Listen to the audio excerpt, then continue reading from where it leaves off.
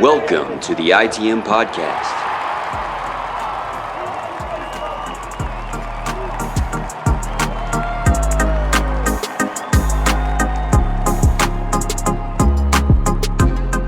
This is episode 274 of the ITM podcast, the official Boston Red Sox podcast of the CLNS Media Network, brought to you by Prize Picks, the exclusive daily fantasy partner of the CLNS Media Network. And the Boston Red Sox swept the St Louis Cardinals just like we told you they were going to. My name is Joey Copponi. That's Scott Neville. Scott, how are you doing? Yeah, I'm tired. I'm at the end of a little bender here, and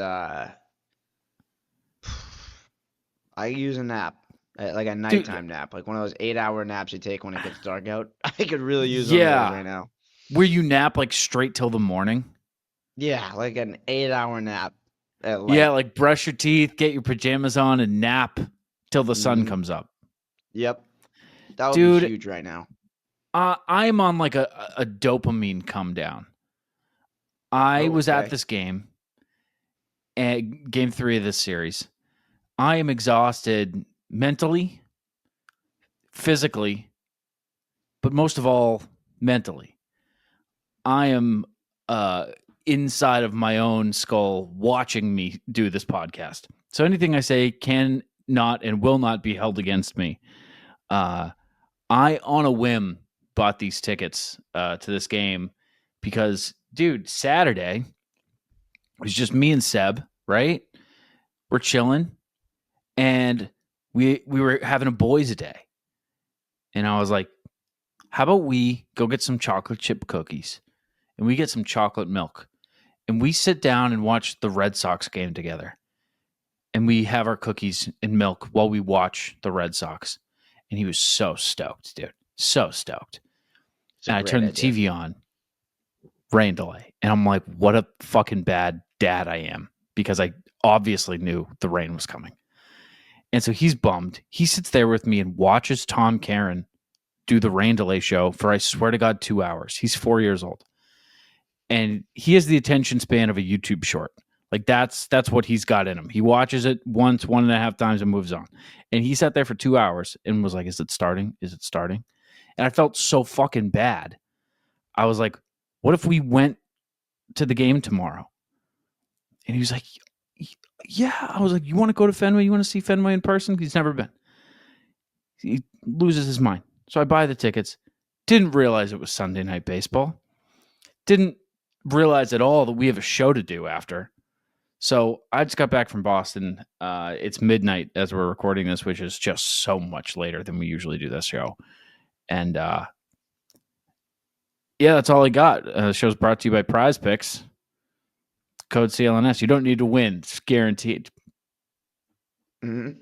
You got anything else? Yeah, I'll do my weekend. So Friday. Sorry. Go ahead. It's a little early, I feel like, for this one. Friday it's 60 degrees. And I'm calling everybody. And I'm like, guys, we got to do something. Something's going to happen.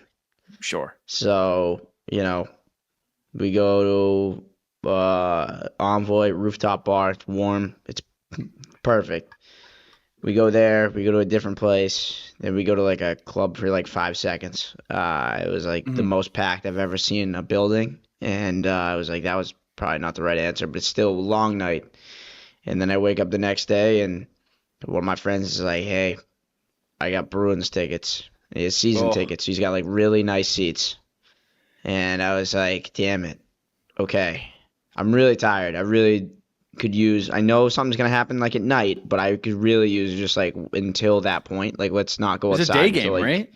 10 p.m. It was 6, 7. Was it? Oh, so no. No, it was. Okay. Yeah, I don't know, 6 or 7, something like that. Okay. Normal time. Okay. I'm getting confused with all the other games. So then we go, and then we have to go out because we're in Boston, and that's kind of the rule, I feel like. And everyone else is ready to go. So we ended up going out till 2 again. Right. And then, today, another friend, hey, man, I have box tickets to the Celtics game. in a suite. And I was like, gotta say yes to that. I don't want to.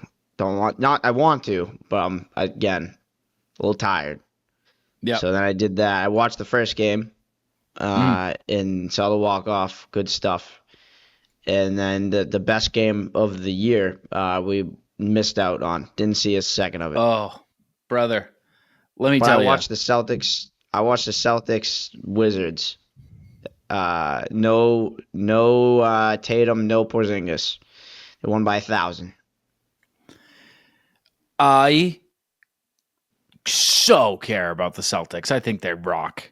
I can't wait to watch the finals and only the finals. And then be at the parade in a green shirt and act like I deserve to be there. Because it's what I do every time. You're trash. You're trash. I'm trash. I'm a trash fan. I'm a fake fan.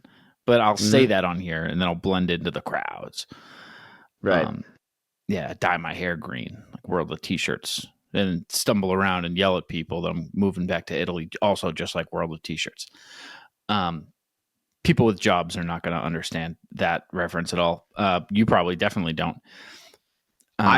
Real quick, I know who he is. I don't know that he dyed his hair green or I know he was a psychopath and an alcoholic, I believe. Yeah, he came to Boston for the guy.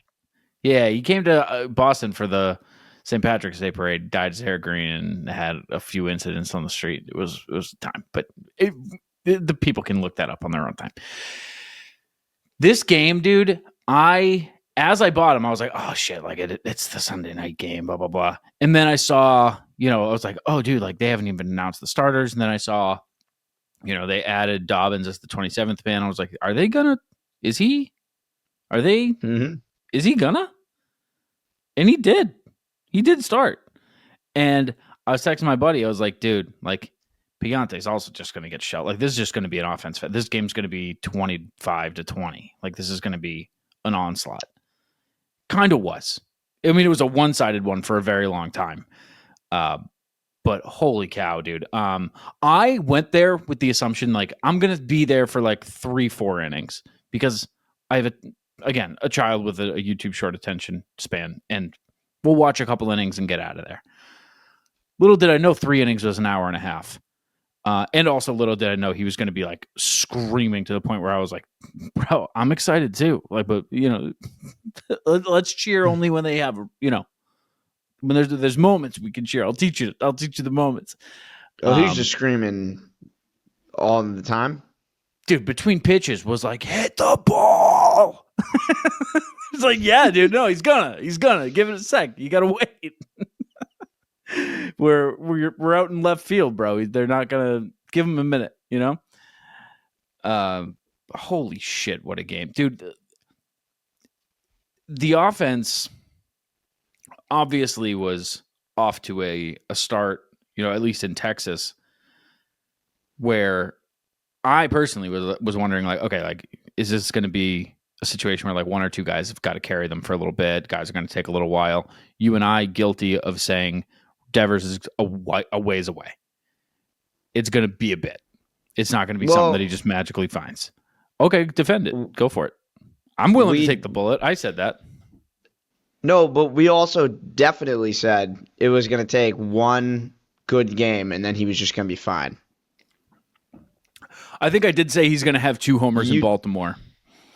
You said I think you did say that, and you said something along the lines of like he's going to have like a 2-hit, like a 4-hit game or something like that, and then he's just going to click right back into it. I think we both thought it was going to take one day because it was all mental and timing.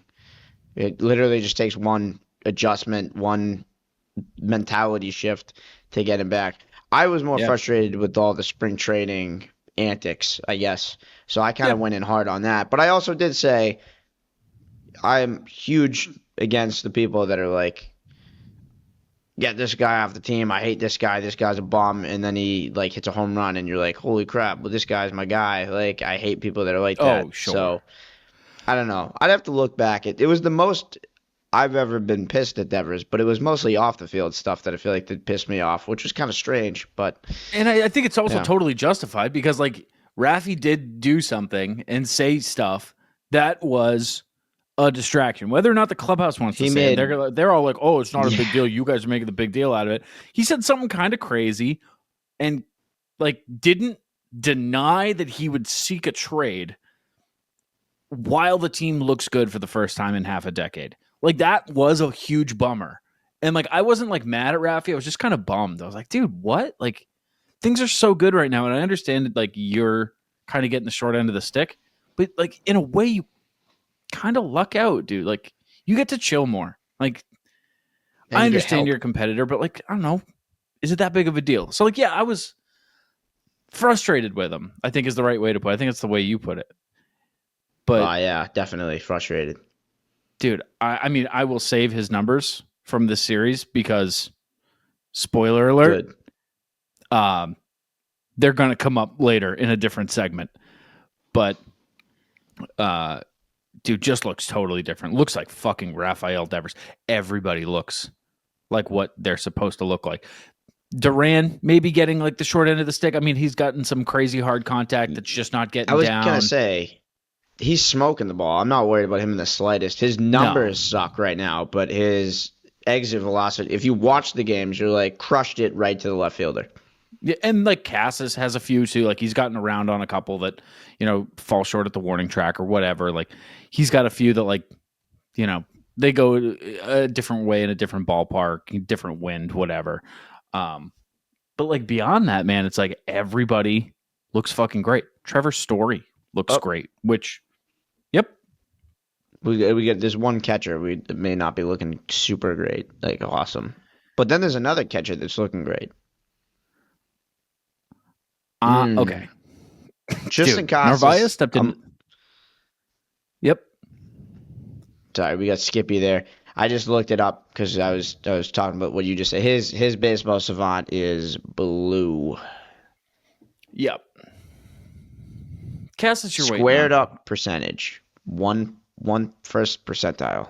Which, by the way, that's a new one. They just throw new bullshit into this every year. 12th percentile in K, 14th in whiff, 21st in chase, 15th in walk. He's not even walking, which is crazy for him. Yeah. 4th in sprint speed. That's not surprising. But, I mean, his average exit velocity, this one's concerning. 16th percentile, 85.9 miles per hour. Yeah, it's not there. He doesn't have it. I mean, I think that's there because he, you know, has a handful of chops. Like, I don't think that like his, you know, right, couple solid contacts are going to outweigh those chops, those, you know, 18 mile an hour, you know, rollbackers. But really, it's Casas you're waiting on.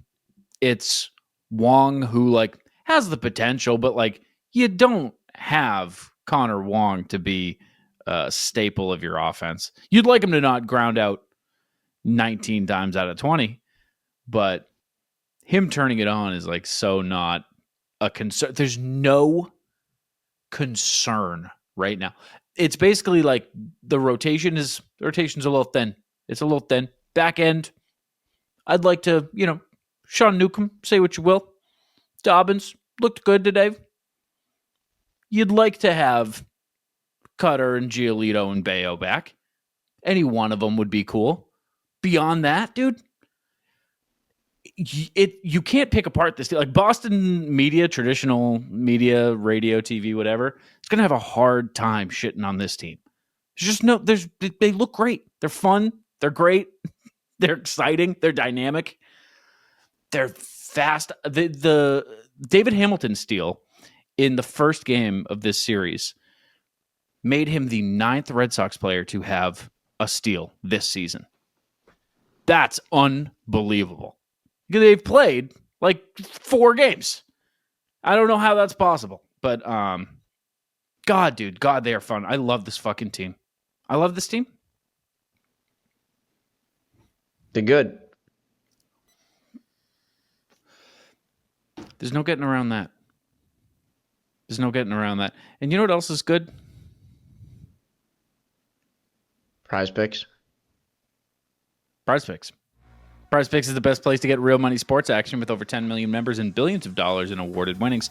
Prize Picks has made daily fantasy sports accessible to all. You just pick more or less on at least 2 players for a shot to win up to 1,000 times your cash. Run your game all season long on Prize Picks. Springtime is here and baseball season is officially underway. Don't miss your chance to add your favorite players from the diamond in your Prize Picks lineups, whether it's strikeouts, RBIs, or first inning runs. Take your pick of more or less for your shot to win up to 1,000 times your cash today. On Prize Picks, you can mix and match player projections from different sports. Combine your favorite baseball players with players from basketball, hockey, esports like Scott loves, and much more. Sign up today and get $50 instantly when you play $5. And don't even ask. Don't even fucking ask if you need to win to receive the $50 bonus, because you don't. It's guaranteed. Download the app today. Use code CLNS to get $50 instantly when you play your first $5 lineup. That is code CLNS to get $50 instantly after you play your first $5 lineup. Prize Picks, run your game. This is just, maybe this is emptying your brain of thought, but I wrote this down and I'm just saying it right here. Only fitting that there's a rain out after the first game, because the Fenway home opener traditionally is supposed to be 42, misty, and very windy. That is exactly how the game is supposed to go. And they're supposed to play it anyway. And around the sixth inning, you're supposed to look at the people you're with and go, do you guys want to stay? Because the Sox are down 2-1.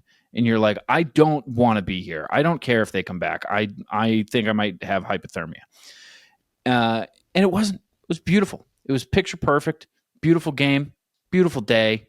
Blah, blah, blah, blah, blah. Only fitting. It's like, okay, you get that.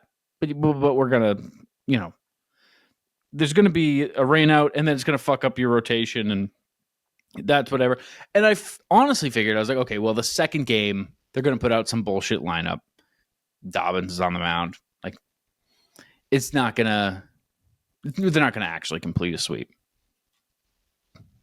Just beautiful. It says a lot. It says a lot if you want to go into all the wherewithal and all that kind of bullshit to what it means about a team to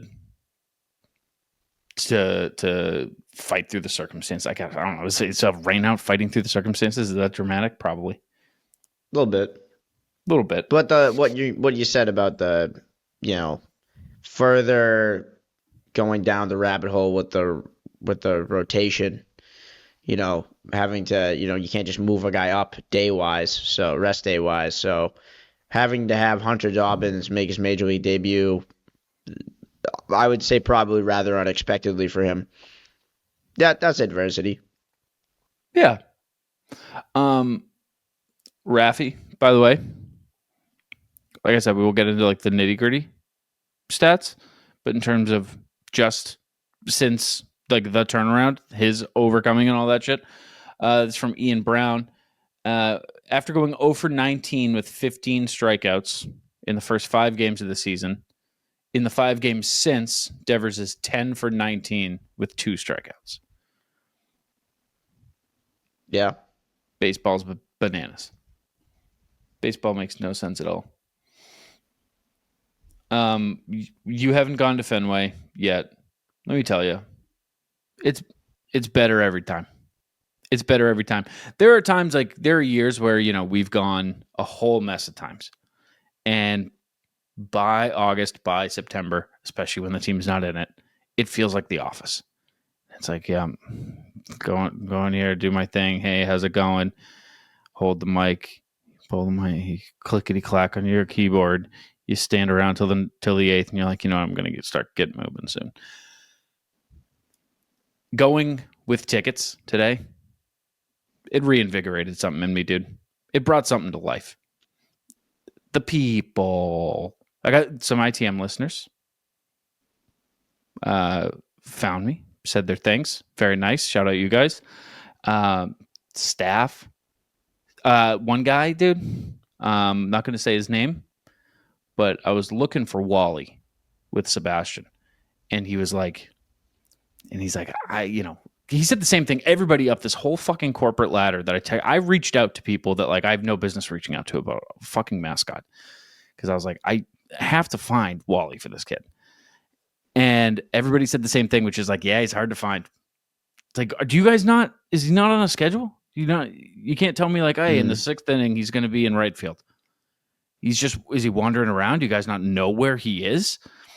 But this one staff member there was like, I can't get you there, but I can get you I can't find you Wally, but what I can do, I can get you into an area I'm not going to say. He said, just go up there, just go through the ropes, go in, first door on your left, go through there, tell him you're my nephew. Just go through. And so shout out to him. Shout out to that guy who I can't name because I don't want to get him in trouble if the wrong person listens.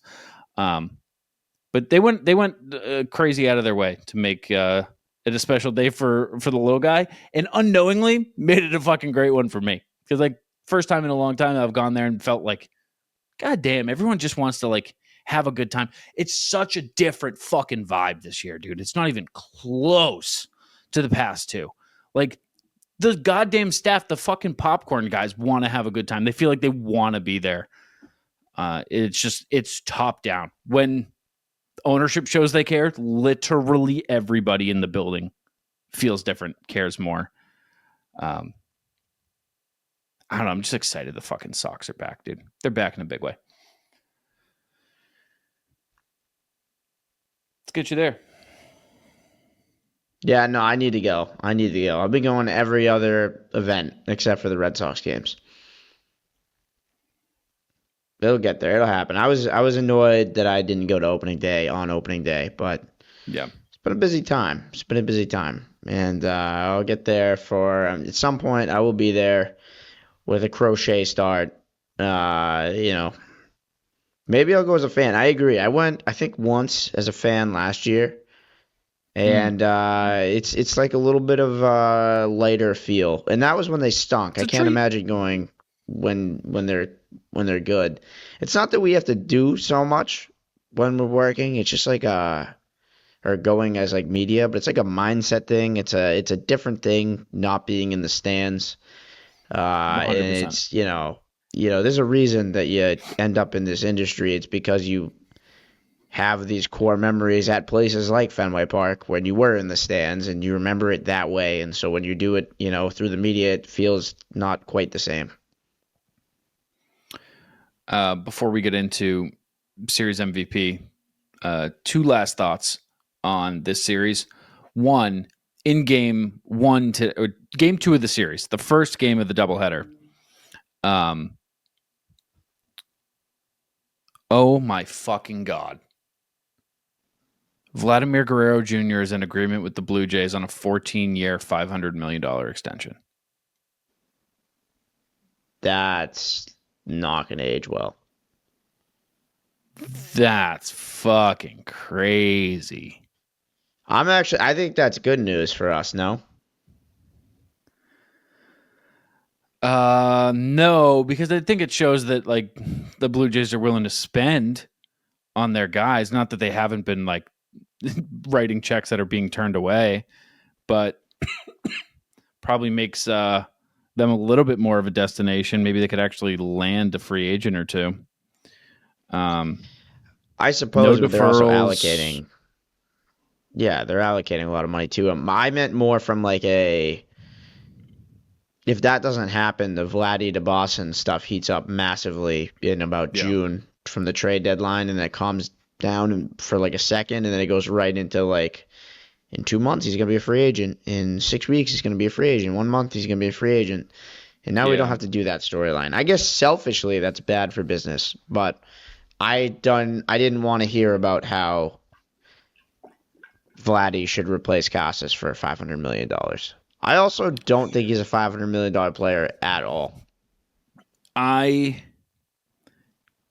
expected the number to get around there in a free agency battle. To not even let it get there. I mean, the Blue Jays really didn't have an option. Like the other option is completely rebuild and suck for a handful of years. Like I know what that's like. And that's not fun. I'm like, you have a star, you lock him up. But holy shit, man. Did not expect that. Shout out Rosenthal. A Ken bomb. A late night Ken bomb. That is crazy. I am glad that Tristan doesn't have to hear all the shit that he would have had to hear. Yeah. Just like on a personal basis. Like I know he's a mentally strong guy and whatever, but still it's gotta suck to just hear like, get rid of him. There's a better player out there. Yeah. So I guess that's good that he doesn't have to deal with that, because I always thought that was going to be a hard thing for me to defend, because Vladdy is Vladdy, but also my heart says, like, no, fuck it, it's Tristan Casas. Like, he's the first baseman of the Boston Red Sox. Please. And also I think that number gets a little ridiculous. Like, the Red Sox have spent a lot of money. You know, once Bregman's gone, there's going to be a hole to fill. There's some extensions to make internally, but like, it would have been a mess to try to make that all work, and financially probably beyond expectations. Yeah, if he was set, if everyone got paid the same amount, and it's just Vladdy versus, you know, someone else, whether it's Casas or I guess Devers is the DH now, so that becomes a difficult situation. But like, it just would have been a mess. You would have had 3 big boys that aren't keen on defense, and it would have been an absolute cluster that you just would have had to talk about for months. And I didn't want to do that, so it didn't work. It doesn't make sense. Because Vladdy's going to be a DH in 5 years. Should be now. I mean, we said that about Devers, and it ended up being like 1 year. I think it could be. Yeah. It should be now. He sucks defensively, so. I mean, there's a difference between a first baseman and a third baseman, like, defensively, in terms of what you need out of them. You can get a little longevity out of a first baseman of Vladimir. Who the fuck has ever called him Vladimir? I was looking at his name as I said. I'm going to defend myself over using his government name because I was reading it as I said it. That felt gross. Passon's on it too. That to me says it's done. That's bananas. Anyway, the Red Sox are so fucking good. That doesn't affect us at all. If anything, that's a good thing. But 2 things about this series. One, in game 1 of the doubleheader, there was in the I want to say in the 6th inning, when David Hamilton got on and then stole second and then threatened stealing third. It was insane drama. It was like maybe up to that point the most dramatic moment the Red Sox had, and it was in like the 6th inning.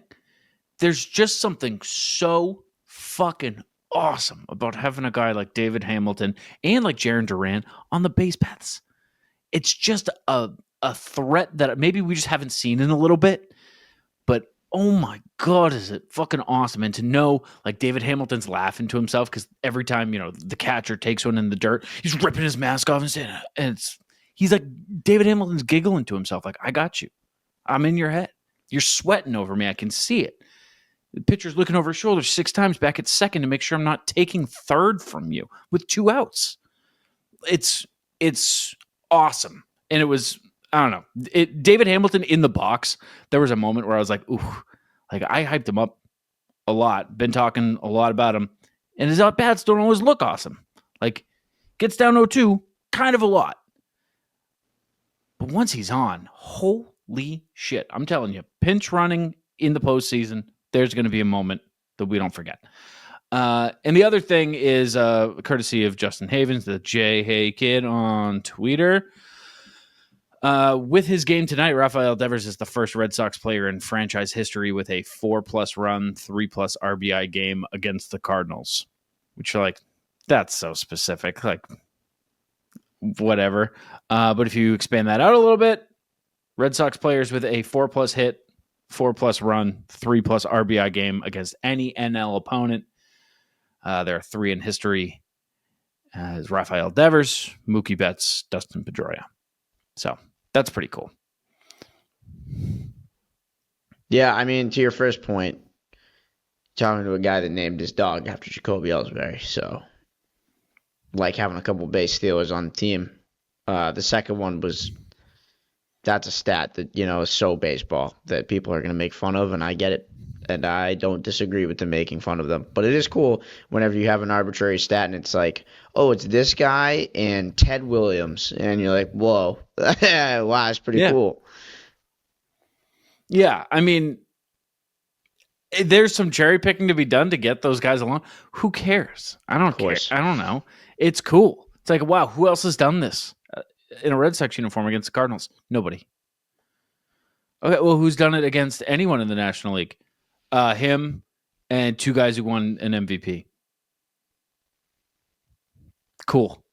Very cool. Let's get into the series MVP because that seems like a reasonable transition, Scott, and maybe you'll see why. First off, Wilyer Abreu's like hitting 500 on the screen at the game today. Scott, there was a moment where like I think it was his third at bat. I think it was 2 for 2 at the time. Came up on the season hitting 519, having played in at that point 9 games. That's so fucking funny. That's not a baseball number. 519. That's not a baseball number. The only time, oddly enough, the only other time I've seen a number like that is when I worked for the Fisher Cats in 2018, and Vladdy was in Double-A, and he had no business being in Double-A. They just wanted to call up all their guys at the same time, so they just left him down there, and he was hitting like 480 the whole year. Also, not a baseball number. So insane to see that. But Wilyer in this series hit 500 as he does. That's just the standard for him now. A 1372 OPS. Alex Bregman, first series at Fenway, we said that he would do pretty good. He hit 462 with a 1456 OPS. Unbelievable. Honorable mention here to Carlos Narvaez, who only played in 2 games, 7 at bats, 1700 OPS. I don't know what the fucking Sox saw in Carlos Narvaez, but we were all wrong. They were right. At least out of the gate. Holy shit. And there's this one fella here, Scott. 7 for 11, 6 runs. 2 doubles, a homer, 6 RBIs, 4 walks for a 636 average, a 733 on base, a 1091 slug, good for an 1824 OPS. His name is Rafael Devers. Maybe you've heard of him. If you'd like to go against it and pick somebody, if you want to pick Narvaez, it's on the table for you. I think I'm going to go with Rafael Devers in this one. The guy who hit 636 in the series. I'll allow it. I'll allow it just because I don't want to be confrontational. But if you wanted to, like, would you fight with me about it? No. No. Okay. Can I make a Same point? page? Can I make a point? It's on Yeah, on please. this point. Yeah, please. Just an example of how good he was. After that, was it 0 for 19? Was that the final number after the first series? 0 for 19, yeah, 15 Ks. He is now hitting on the season 263 with an 825 OPS. Like his numbers didn't like I would imagine. I was like, man, it's gonna take him like a month to get back to the number, just because you have such a deficit to start the season. Took him one series. He's fine. If he has one solid, I mean, he doesn't even need that. Those are already well above average major league numbers. Those are like borderline Raffy numbers. Like if he ended the season with those numbers, we wouldn't be like, what did you say, 236? No, 263 with an 825 OPS. Yeah, that. I mean, I'm gonna look right now. That sounds like a stat line he has had. Last year, he hit 272 with an 870 OPS. His career is 279 with an 856 OPS. So he's like right there. Yeah. That's like basically an average Raffy. Insane. Yeah. Insane. Just entirely erased that bad start. And you all wanted to trade him. That is so fucking funny. I'm going to do something a little crazy right now. Okay. I'm exhausted. You're going to like hit your kid or something, are you? No. He's asleep. I'd wait till he Oh. could fight back at least. Of course. I'm going to do the pitching preview. Oh. Wait, Joey, you forgot the pitching preview. Wait, no, how do I do this now? Okay, folks, it is 4 games against the Toronto Blue Jays with the newly extended Vladdy Jr. Game 1 is going to be Richard Fitz versus Easton Lucas, also known as the game of the century. Fitz's second start of the season was pushed back, but boy, oh boy, is it going to be worth the wait. Fitz versus Lucas. Take a lot of photos, folks. A combined 6 starts between these two and a combined age of 53. What more can you say about this game? Honestly, what can you actually say? Game 2 is going to be Garrett Crochet versus Jose Berrios. Garrett Crochet's lackluster first start was completely wiped away after his 8 shutout inning start in Baltimore. 2 runs allowed through his first 13 innings in a Red Sox uniform. That's a 1.38 ERA, which is legitimately sustainable for quite a bit, especially after this start. Jose Berrios is coming off his 3rd consecutive year of 32 starts. Holy cow. He's allowed 8 runs in his first 10 2/3 of the year. Yikes. He has not generated league average swing and miss in a full season since 2019, which by my clock is a while ago. Game 3 is going to be Tanner Houck versus Kevin Gausman. Tanner Houck is off to a tough start this year. 3 homers in his first 2 starts. 65.5 hard hit percentage, which is very high. Everything but his sweeper is getting whacked around right now. Kevin Gausman has just 4 Ks through his first 2 starts. He's having some trouble finding the zone right now. Look for the Sox to be patient in that one. In Game 4, it's going to be Walker Buehler versus Chris Bassett. Walker Buehler got the Fenway opener. He's also allowed 3 homers in his first 2 starts, 7 hits in each of his starts. I would like to see that change. Currently rocking a 1.6 whip in an ERA of, you guessed it, 8.68. But just you wait. Team Cy Young incoming. And Chris Bassett has 16 Ks in his first 12 2/3 of the year. He's allowed just 1 run, an early ERA plus of, do you want to guess? ERA 7. plus. So close. It's 613, which is funny. It's especially funny because that dude sucks. And that is going to do it for your pitching preview. I introduced it because I was like, dude, I'm so fucking tired. I'm falling apart. Walking around Fenway is the hardest thing I've done in months. I walked about half a mile. So Wow. Yeah, it's not easy. Mm. It's not easy being a fan, but I give to the game, and I don't even expect the game to give back to me. I give to the game because I love the game. I'm going to do something else a little unprecedented. Unless you want to say something about those starts. Are you like, holy shit, Kevin Gausman? Sox win the series. That's weird. That is weird. But Kevin Gausman is the type of guy that would just get it back on track against us because he kills us historically. But very different team than in years past. So that doesn't really matter, I suppose. Yeah, the thing is he was kicking our ass because we were a perfect ass to get kicked. We were ass. We were an ass team. Right. Mm-hmm. At the time, we wouldn't say that. It's like a bad relationship. At the time, you're like, well, you don't know him. You don't know him. Like, you only hear the bad stuff. You only see the highlights. When it's good, it's great. Yeah. When Verdugo hits a walk-off. Remember, there was there was like 2 weeks where they were great to me. Oh, I didn't even ask. He just gave me a walk-off. Like he knew what I wanted before I even asked. Like, you guys weren't there for that. You don't see that kind of stuff. Bobby Dahlbeck in June of 21. Come on. And then you get out and you're like, oh no, I was lying. I was a piece of shit. That team was a dick to me.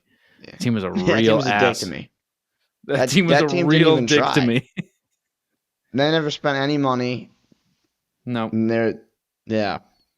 And now I can say that. Now we can all agree to that. So yeah, no, I don't fear that Kevin Gausman is suddenly going to find it against the Sox team that's like suddenly all turned it on. Like Wilyer Abreu, I think it was Coley that tweeted it. Like Wilyer Abreu is a legitimate MVP candidate, I think is what Coley said. Why the fuck not? Why not? Like if he dude, every number that you see of him this far, like look, it's been 10 games, but every number that you see, he's at the top with everybody else. Do I think he'll stay right there? Yes. Do I think that's a little unrealistic? No. I think he's going to do it. Wilyer for MVP. The throwdown today. Missile. I know you said you didn't see the second game. I saw that, though. I saw that, and the thing, what I have to say about that is where the runner was, where that ball was released, he was like 8 feet away from the bag. And I understand that he was in shallow right field, but that ball traveled like 100 feet, 150 feet before a guy could run like 8 feet. Like he was sliding when the ball was like when they flipped to the camera roll, like when they moved the camera so that everything was in frame. This guy was already sliding, and the ball wasn't even in the frame yet, and he was out by like a mile. I don't know what happened. Like it just teleported across the screen. Dude, I was sitting in the left field pavilion, so like high above third, right on it. Yeah, like I had like it was like the throw was like at me, and you're totally right. Like the guy was starting his slide as Wilyer fielded the ball, and I still like as he rounded second, I like leaned up and was like, "Oh no, like don't you dare, dude! That's Wilyer. He's gonna throw you out." Like somehow he can generate 150 miles an hour out of his shoulder. He can do it, and it's going to happen right here. Unbelievable, especially after the game he was having. Just an electric factor. I just said this to a buddy of mine, and I'm so glad that like a moment came where I can say this. My absolute fucking favorite defensive play in baseball. Better than a clean double play, better than a strike him out, throw him out. There's nothing better than a right fielder gunning somebody down at third. It is my favorite fucking thing. Fires everybody up, especially when it ends an inning. Oh, my favorite thing. The roar that you get out of a defensive play, like nothing tops that. Like maybe a double play gets as big of a crowd pop, but that did something to me.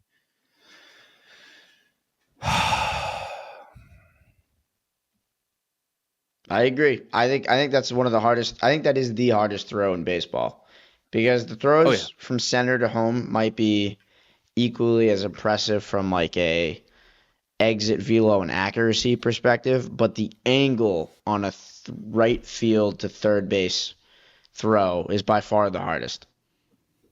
I think it feels farther away too. Like if you stand in right field, third base feels like on another planet. Yeah, and it's just like I said, the angle to get that throw in without, drilling the batter or drilling your shortstop or like everyone, obviously there's like the path there, but it's a weird angle to hit as in comparison to like center field to home is pretty much literally a straight shot. You're dead center parallel, and right field at home, again, it's right in front of you. That there's something about that angle that's like dangerous. It's tasty. Something tasty about it. Here's something.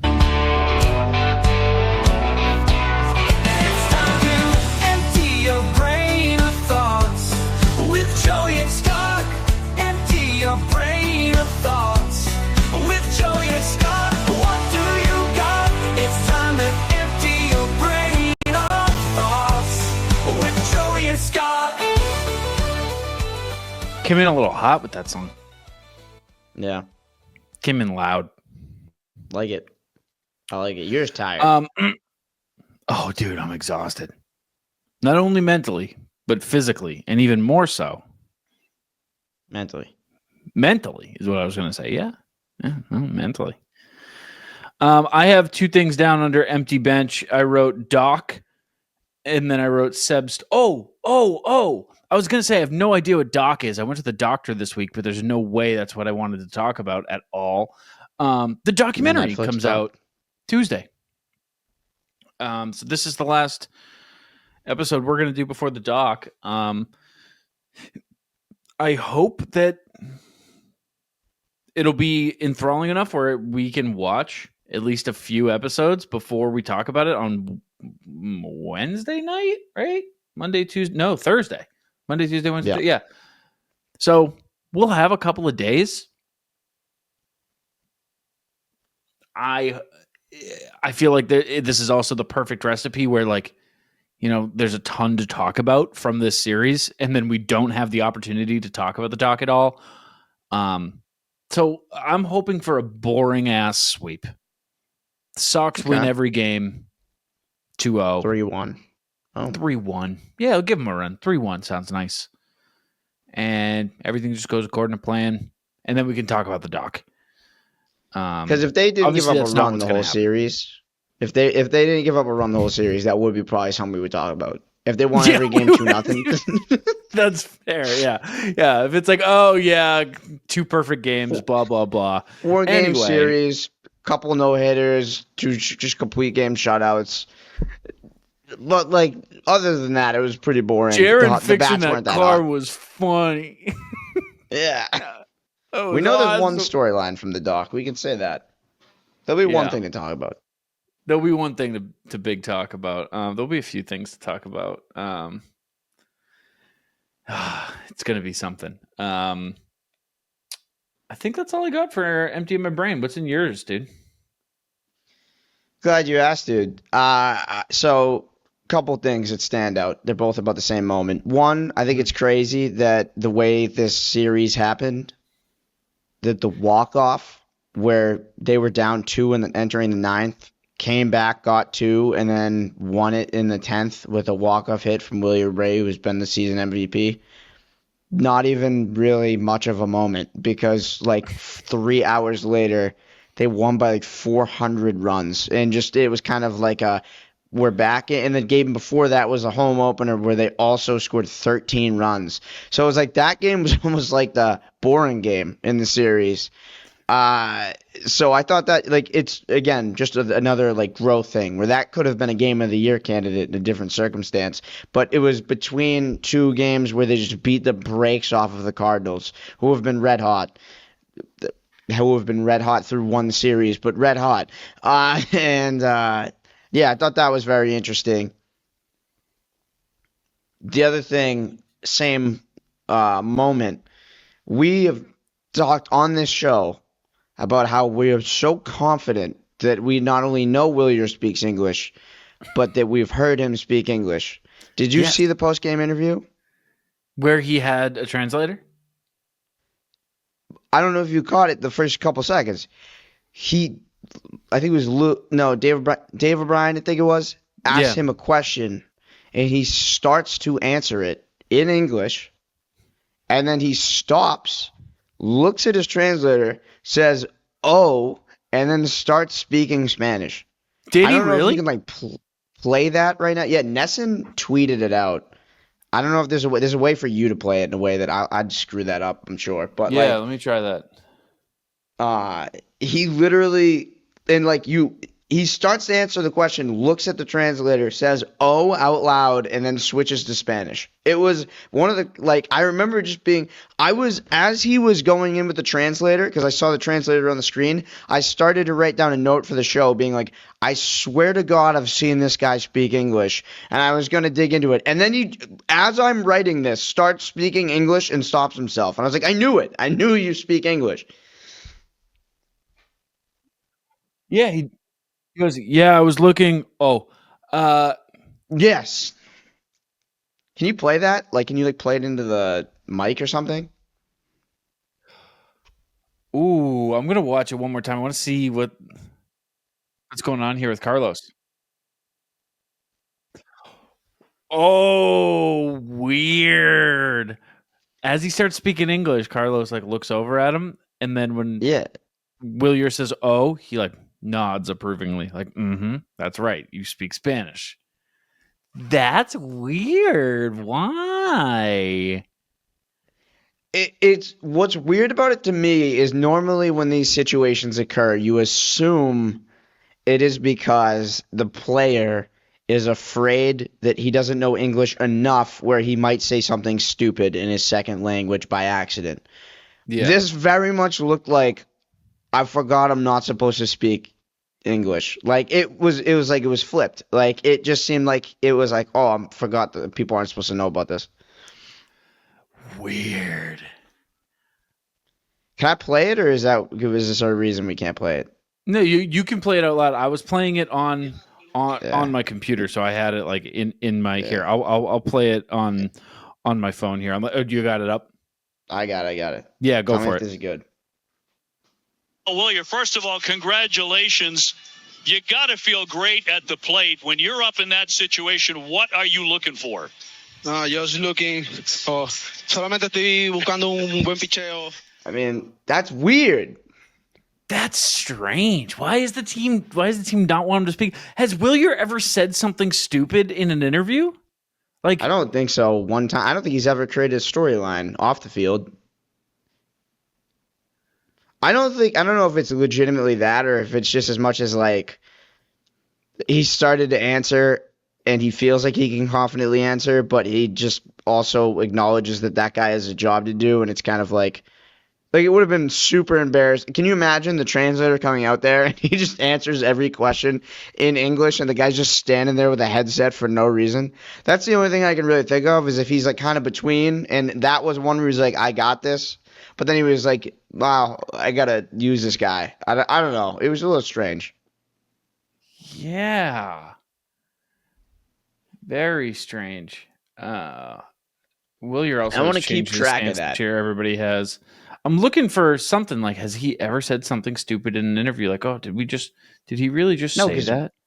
We would talk about it, and we've never talked about Wilyer off the field, like quote I'm wise. just trying to think. So many storylines get lost on me in these bullshit seasons, dude. Like 2024.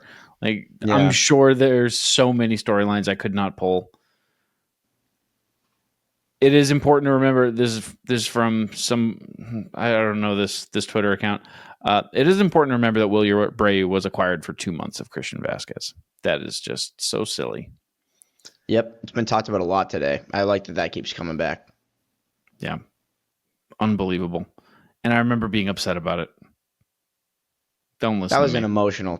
That's an emotional thing though. That's not like a you're a big time, like you like your homegrown guys. Like you're never a logistical thinker, you're an emotional thinker. So you're always going to be like that. Well, you got to have a thinking brain and a feeling brain. And I'm happy to be the feeling brain on this show. And I'm happy to always be right.